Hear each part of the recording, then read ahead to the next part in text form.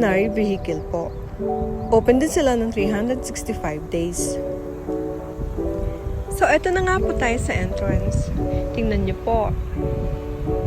Sa entrance pa lang, ang ganda-ganda na ng lugar. Ngayon po ay medyo maulan. Kaya po, konti lang ang tao. Solong-solo ko po.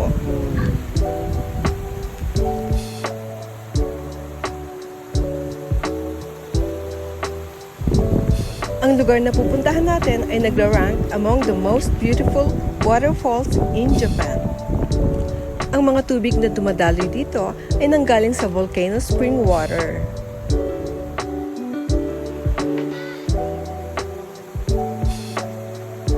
Tara po, samahan niyo akong maglakad papunta sa waterfalls.